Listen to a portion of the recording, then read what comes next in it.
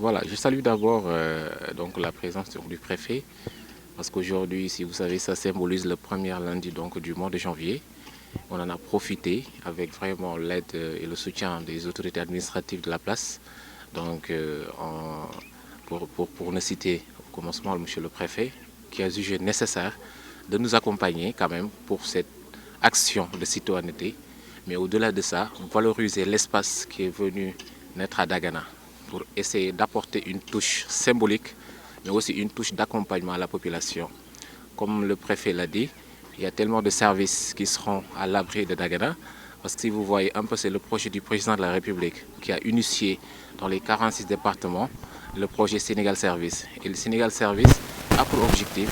d'assister les usagers, de les accompagner, mais aussi de les faciliter. Donc pour éviter le fait qu'ils ne voyagent à des, euh, à des régions ou bien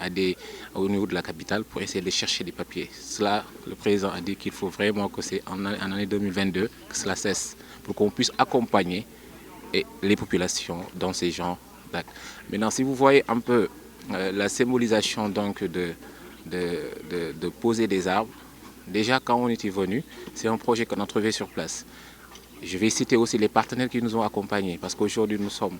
en collaboration avec l'inspection d'académie de l'IF de Dagana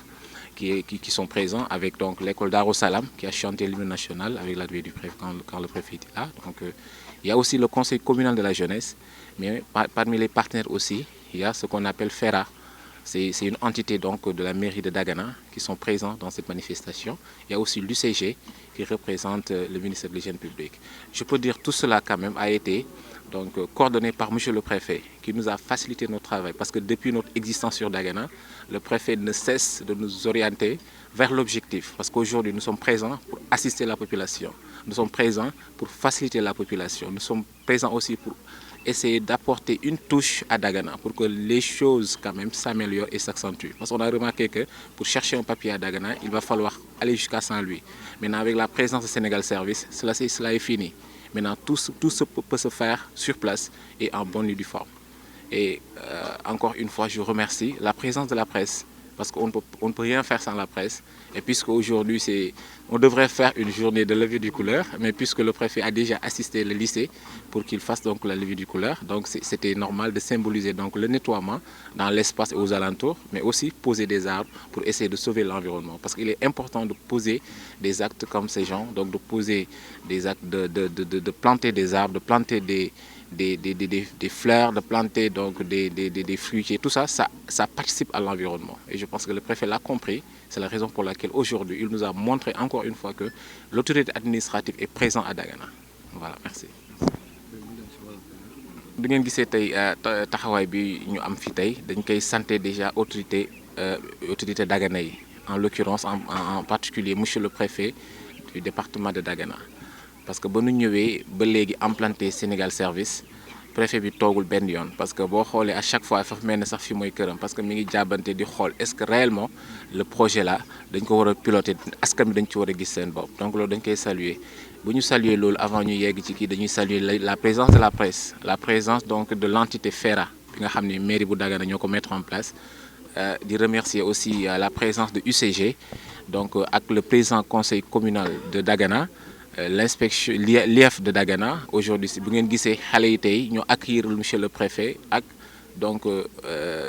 l'hymne national donc loolu day symboliser ni l'administration territoriale à Dagana marche bien et que vraiment il y a une cohésion bi nga xamante ni bi tey service yi nekk fii yëpp tey am nañu la grande muraille verte am nañu le service des eaux et forêts am nañu la présence des ASP tout le monde est là en tout cas pour symboliser tey jour bi nga xamante ni dañ ko jagleel uniquement environnement jagleel ko citoyenneté pour mën a dellu soit éducation morale éducation physique pour que askan bi mën a jël ci loolu exemple pour mën a xam ni jëmbat garab ak setal dëkk bi aussi dafa bokk ci li nga xam ni donc doomu aadama yi dañ ci war di dox saa su ne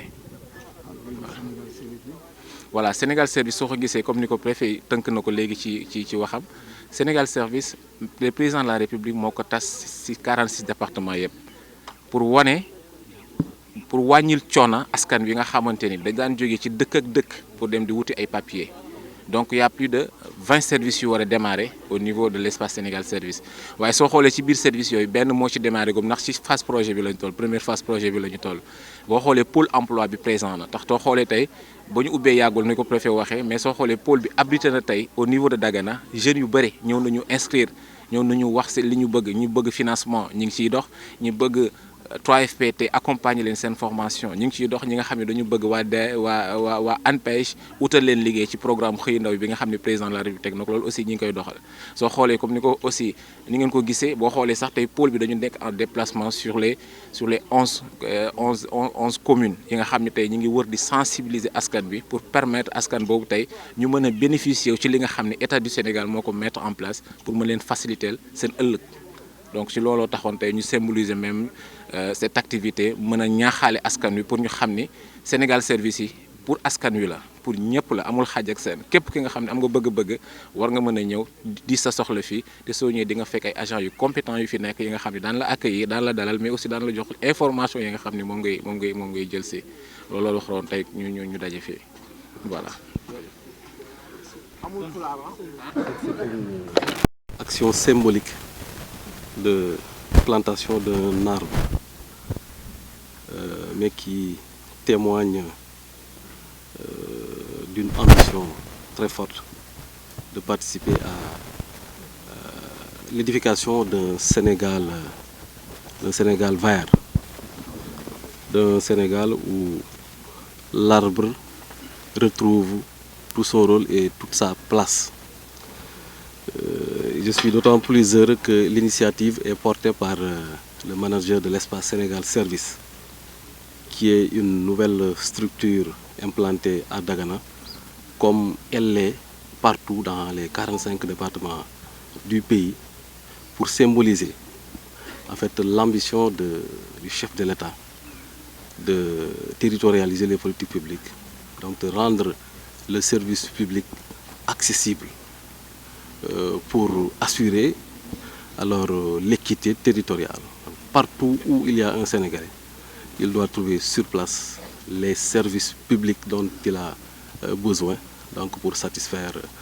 ses ambitions, ses aspirations, donc pour bénéficier de toutes les opportunités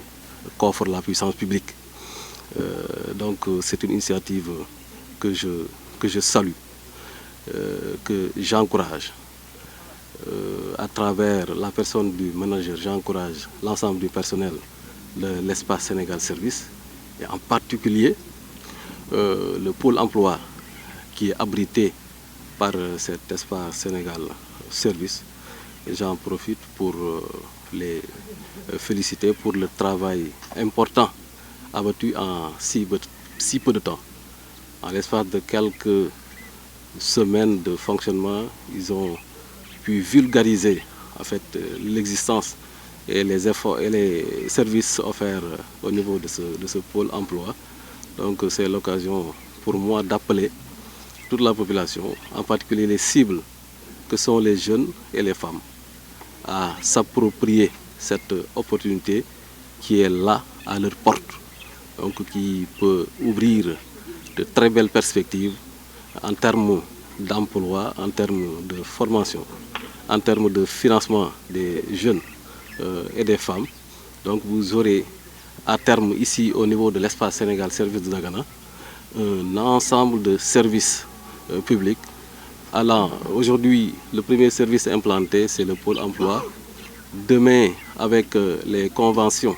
en gestation avec les collectivités territoriales, un ensemble de services naguère offerts par les collectivités territoriales, je pense en particulier l'état civil. Alors ces services-là seront disponibles au niveau de l'espace Sénégal Service et bien d'autres opportunités et services qui seront disponibles au niveau de ces espaces-là. Donc mbët garab bi prétexte la rek am na solo lool, geste bu am solo la ndax bërki démb defoon nañ lu mel noonu sama préfecture grande muraille verte